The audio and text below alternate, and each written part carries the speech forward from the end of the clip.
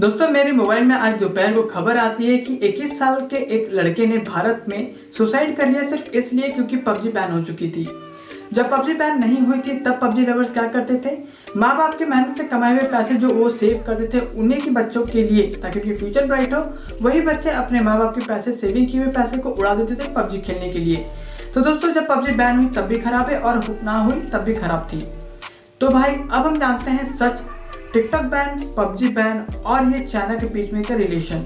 आखिर ये चीज़ें हैं क्या, इसके पीछे का सच आपको मैं बताता हूँ। तो दोस्तों आप सभी ने पबजी भी खेला, बहुत ज़्यादा खेला है और टिकटॉक भी चलाया, लेकिन आपको नहीं पता हो कि ये दोनों ही ऐप को बनाया किसने, इनकी शुरुआत कैसे हुई। तो आज मैं सबसे पहले ये चीज़ें बताऊंगा। तो दोस्तों यहाँ पे आयरलैंड से आने वाले 37 ईयर्स के एक ब्रैंडन ग्रीन नाम के एक युवक हैं जो बेसिकली ब्लू होल स्टूडियो या फिर ब्लू होल गेम्स कह लो, ये एक कंपनी है साउथ कोरिया की। इसमें एज ए क्रिएटिव डायरेक्टर ये वर्क करते हैं, इनका पोस्ट है या फिर आप जो भी कह लो। तो ये एज ए क्रिएटिव डायरेक्टर काम करते हैं ब्लू होल गेम्स के अंदर में, और इन्हीं के दिमाग में आइडिया आती है क्योंकि इनकी काम ये क्रिएटिविटी की आती है। पबजी डेस्कटॉप ये बना देते हैं गेम। पबजी डेस्कटॉप पूरी दुनिया में पब्लिश होती है, लेकिन दोस्तों यहाँ पे सोचने वाली और समझने वाली बात ये है कि चाइना में बैंड होती है शुरू से ही। और दोस्तों आगे बढ़ते हैं, आगे में चाइना की एक और कंपनी आती है टेंसेंट गेम्स, और वो ब्लू होल गेम्स के साथ में अगेन साउथ कोरिया की कंपनी ब्लू होल गेम्स के साथ में मिलकर के बनाती है पबजी मोबाइल। पबजी मोबाइल पूरी दुनिया में पब्लिश होती है, लेकिन अगेन चाइना में ये भी बैंड होती है। अभी दोस्तों आपको स्क्रीन में काफ़ी सारे एप्लीकेशन दिख रहे होंगे जहाँ पे ये सारी एप्लीकेशन बैन है चाइना में। यहाँ पे गूगल, फेसबुक ये सारे आते हैं। अब सोचने वाली बात यह है कि जब गूगल और फेसबुक बैन है तो यानी कि वो क्या यूज़ करते होंगे इनके बदले में, कुछ तो सर्च करते होंगे, इंटरनेट तो यूज़ करते हैं वो लोग भी। तो गूगल के अलावा वो क्या यूज़ कर रहे हैं, फेसबुक के अलावा वो क्या यूज़ करते हैं। बेसिकली दोस्तों यहाँ पे सिंपल सी बात है, वो बाहर के किसी भी एप्लीकेशंस को अपने मतलब जो उनकी देश है उसमें घुसने नहीं दिए, बल्कि अपने देश की मार्केट को वो बाहर लेके चले गए। ऐसा कैसे होता है हम आपको बताते हैं। तो गूगल और फेसबुक तो वहाँ आई नहीं, तो बेसिकली दोस्तों वो अपना ही एक सर्च इंजन बना करके, वो जो भी नाम होगा उनके कंट्री का, वो अपना सर्च इंजन यूज़ करते हैं। वो अपना फेसबुक, वो अपना व्हाट्सएप, वो सब कुछ अपना यूज़ करते हैं, कोई भी बाहर की कंपनीज का यूज़ नहीं करते हैं। इसके साथ मैं बताता हूँ दोस्तों कि ये सब कुछ कैसे हुआ, कैसे वो इतना मजबूत हो गया, और वो अपने सामान को बाहर तो बेचता है लेकिन चीज़ें बाहर से अंदर आने नहीं देता।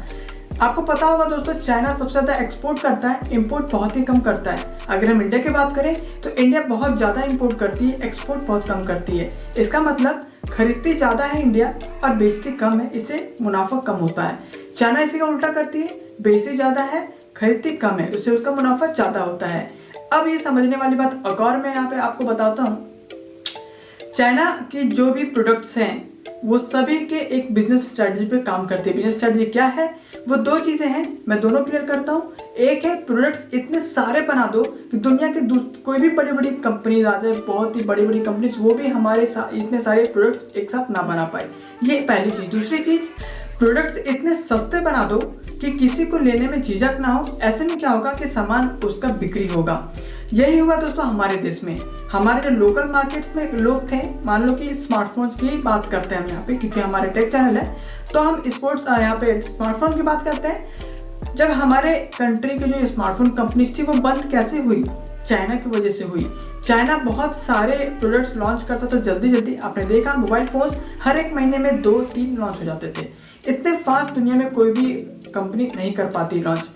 अमेरिका जो सुपर पावर है वो भी नहीं कर पाती, लेकिन चाइना कर पाता है। इसके बाद वो उसके सामान बहुत ही सस्ते होते हैं। अब देखो अमेरिका के सामान क्या सस्ते हैं, नहीं है।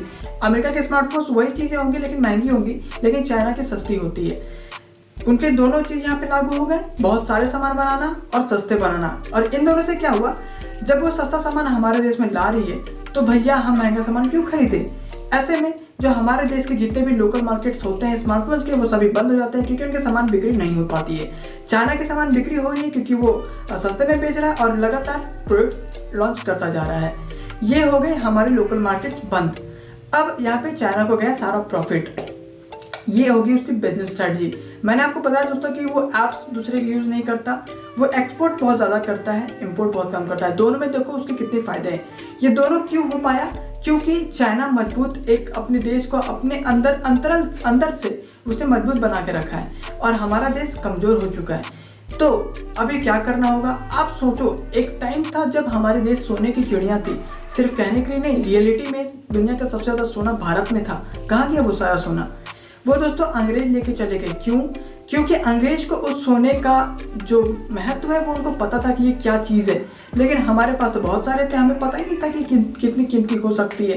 और ऐसे में जब हमें पता ही नहीं था तो वो बड़े आराम से लूट के चले गए हमसे और हम देखते ही रह गए। यही चीज़ तो आज भी हो रहा है। हम आज भी अपने लोगों को सपोर्ट नहीं कर रहे हैं, बाहर की कंपनीज को सपोर्ट कर रहे हैं। यही वजह है कि हमारी जो चीज़ें वो बंद हो जाती हैं और बाहर के सामान आते रहती है। हमारे सामने जो रिंग लाइट है वो भी मेड इन चाइना है, उसकी स्टैंड मेड इन चाइना है। एप्पल जो मोबाइल फ़ोन बनती है उसके अंदर काफ़ी सारे ऐसे पार्ट्स होते हैं जो मेड इन चाइना होती है। यहाँ तक कि जो हम खाते हैं मैगी वो भी मेड इन चाइना है। तो आप समझ सकते हो कि चाइना खाने से लेकर के इलेक्ट्रॉनिक सामान से लेकर के हर चीज़ों तक पहुँच चुका है। तो अब इसको हराने का कारण इसको हराने का क्या तरीका है? इसको हराने का सिर्फ एक ही तरीका है दोस्तों, हम खुद को मजबूत कर लें। हम अपनी कंट्री में एंटरप्रेन्योर्स बने, बिजनेस खड़ा करें, ऐसे खड़ा करें कि ना सिर्फ अपने कंट्री में, दूसरे कंट्री में भी जाकर के पूरा मतलब काम पूरा कर दे। जैसे कि टिकटॉक दोस्तों अभी किया, वो चाइना की कंपनी है लेकिन वो इंडिया करके एकदम पूरा बवाल कर दिया। तो इस तरीके से हम कुछ कर सकें। अगली बात दोस्तों यहाँ पे मैं बात करने वाला हूँ हम जवान लोगों को, जो लोग मतलब 18 से 30 साल के हैं। बेसिकली दोस्तों हम सभी क्या करते हैं, 12 पास आउट होते हैं और हम सीधे नौकरी जॉब ढूंढने लग जाते हैं। और कुछ लोग तो मतलब ऐसे कि 20,000 की भी मिल जाए कहीं से, बस काम बन जाए, जिंदगी सुकून से कट जाएगी। ऐसे करोगे यार तो कैसे चलेगा? आपका देश ऑलरेडी पीछे है और आप और पीछे कर दोगे, आगे कैसे जाएं? आप ध्यान दो दोस्तों, दुनिया की सबसे बड़ी बड़ी कंपनीज अमेरिका में कौन कौन सी? माइक्रोसॉफ्ट, एप्पल, फेसबुक, गूगल, ये सारे कंपनीज अमेरिका के हैं। और इसलिए वो सुपर पावर बन के बैठा है क्योंकि उसके पास सबसे ज़्यादा टैक्स जाती है। क्योंकि बड़ी बड़ी कंपनीज है, उनकी इनकम्स होती है। अमेजोन कहाँ की है? अमेरिका की। दुनिया के सबसे अमीर इंसान जेफ बेजोस अमेजोन के CEO, कंपनी कहाँ की है? अमेरिका की। तो इस तरीके से वो अमेरिका को काफ़ी ज़्यादा कंट्रीब्यूट कर पाता है, जिससे शक्तिशाली देश बन पाता है। ये चीज़ें हमें भी करनी होगी। हम फ्यूचर हैं दोस्तों भारत देश की। हमारी एज 18 से 30 की उम्र की है। हमारे देश जॉब ढूंढने के लिए नहीं, अपने देश को आगे ले जाने के लिए बनी है। आप सभी का एक कर्तव्य है दोस्तों इस धरती पे, इस चीज़ को कभी भी मत भूलिएगा। आपको कुछ ना कुछ स्पेशल करने के लिए इस धरती पे भेजा गया है। उस काम को पहचानिए, उस काम को पूरा कीजिए। आपको इस देश का नाम रोशन करना है। महेंद्र सिंह धोनी झारखंड से आते हैं, मैं भी झारखंड से हूँ। मैं प्राउड फील करता हूँ क्योंकि उन्होंने ना सिर्फ देश में, पूरी दुनिया में अपना बोलबाला रखा अपने काम से, मेहनत से। तो वो चीज़ हम भी कर सकते हैं दोस्तों। सिर्फ महेंद्र सिंह धोनी नहीं, और भी बहुत सारे लोग हैं जो कि छोटे छोटे जगह से निकल करके बड़े बड़े मुकाम हासिल किए हैं। तो कुछ ऐसा करना है हम हमारे फ्यूचर, हमारे देश के फ्यूचर को देखना है। हमें हमारे देश की जिम्मेदारी लेनी है। हम ही तो हैं जो कल देश को, भविष्य को सुधारेंगे। तो दोस्तों यहाँ पे एक छोटी सी रियल स्टोरी भी मैं सुनाने वाला हूँ मेजर ध्यानचंद की, जो कि एक हॉकी प्लेयर हैं, बहुत ही बड़े हॉकी प्लेयर हैं। तो एक्चुअली में होता क्या है कि ये एक हॉकी मैच हो रही होती है जहाँ पे मेजर ध्यानचंद खेलने के लिए जाते हैं, और वहाँ पे हिटलर जो है स्टेडियम में ऊपर बैठ करके मैच देख रहा होता है। आगे क्या होता है, जब भी हिटलर बार बार गौर से ये चीज़ें देख रहा होता है कि जब भी ध्यानचंद खेल रहे होते हैं मैच, तो उनके हॉकी स्टिक में जब भी बॉल आती थी वो सीधा गोल जाती थी। उसको उस बॉल को फिर दोबारा कोई और प्लेयर छीन नहीं पाता था। ये चीज़ें जब बार बार देखी हिटलर ने, तो उसको समझ नहीं आया बात, और उसने दावा कर दिया कि इस हॉकी स्टिक में, जो कि मेजर ध्यानचंद के, उसमें चुंबक लगी हुई है और इसलिए वो बॉल सीधा जा करके गोल होती है और कहीं नहीं जाती। ऐसे में जब वो दावा करता है तो उसकी हॉकी स्टिक को तोड़ी जाती है, जो मेजर ध्यानचंद की हॉकी स्टिक थी। तोड़ने के बाद उसमें कोई भी चुंबक नहीं मिलता है। तब यहाँ पे हिटलर की दिमाग खराब हो जाती है कि भाई ये ऐसा कैसे हो गया। बाद में जाकर के हिटलर पर्सनली उसको अपने रूम में बुलाता है, उससे पूछताछ करता है। पूछताछ में वो पूछता है कि आप क्या करते हो, तो वो बताते हैं कि मैं आर्मी हूँ, इंडियन आर्मी में काम करता हूँ। साथ में जब मेरे पास फ्री टाइम होती है तो मैं हॉकी का प्रैक्टिस करता हूँ, क्योंकि मुझे इसमें इंटरेस्ट है। और मेरी प्रैक्टिस इतनी हद तक हो चुकी है कि बॉल जब भी मेरे स्टिक में आती है तो वो सीधा जाके गोल जाती है। ये सब कुछ बताने के बाद हिटलर उनको लालच देता है। लालच क्या देता है? हिटलर कहता है कि देखो यार, तुम सिर्फ आर्मी में काम करते हो और तुम्हें इतनी ही इज्जत, इतने ही पैसे मिलते होंगे, आप हमारे देश से खेलो, हम आपको ज़्यादा पैसे देंगे, ज़्यादा इज्जत देंगे। ये सब कुछ करके वो लालच देते हैं। इनके बाद इन सारी लालचों को ठुकरा करके मेजर ध्यानचंद जो कहते हैं, उन बातों को ज़रा ध्यान से सुनिएगा।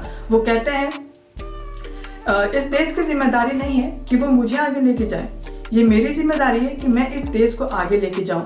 ये है जिम्मेदारी एक देश के ऊपर, ठीक है। उसने जिम्मेदारी ली अपने देश को आगे ले जाने की। इसी चीज़ को हम सभी के अंदर में लानी है। मेजर ध्यानचंद भी एक इंसान थे, हम भी एक इंसान हैं, हम ऐसा कर सकते हैं, बिल्कुल कर सकते हैं। तो दोस्तों एक चीज़ और मैं यहाँ पे आपको एक बात बताना चाहूँगा, जो भी पबजी लवर्स हैं, जो लोग लिमिट्स पे पबजी खेलते हैं, उनके लिए खास करके तो पबजी वापस आ सकता है। कैसे? अगर हम टेंसेंट के जो शेयर्स हैं पबजी पे उसको हटा दें और वो पूरा पबजी जो है वो अमेरिका की गेम बन जाए, तो उसको लॉन्च किया जा सकता है वापस इंडिया में। लेकिन अगेन यहाँ पे चीज़ और मैटर करेगी कि अगर हमारी सरकार उसको अलाउ करती है तभी वो आएगी, अगर उस समय भी डिनाई करती है तो नहीं आएगी वो गेम।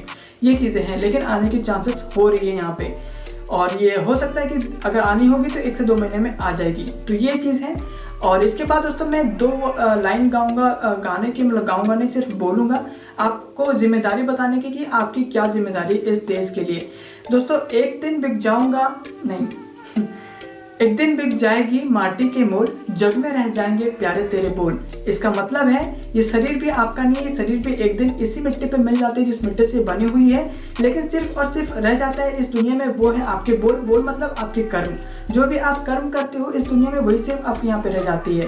तो यानी कि जो कहते हैं ना कि अमर होना इसी को कहते हैं, जिसकी कर्म इस दुनिया में रह गई वो अमर है। आज हमें दुनिया अगर मरता है ना तो उसको लोग याद रखेंगे हमेशा के लिए, वो अमर हो जाएंगे। क्यों? अपने मेहनत से और अपने कर्म से। तो कुछ ऐसा करना है कि इस धरती पे अपना नाम जो है वो रह जाए। बाकी सब चीज़ें तो अपनी है नहीं, ये तो शरीर भी अपना नहीं है, अपने परिवार की कुछ भी अपने नहीं है। तो ये चीज़ें हमें समझनी होगी दोस्तों। अपने देश की जिम्मेदारी लीजिए और आगे बढ़िए। इतना ही कहना चाहूँगा आज के इस वीडियो में, और मिलते हैं आप सबके साथ में नेक्स्ट टेक वीडियो में। जय हिंद, वंदे मातरम।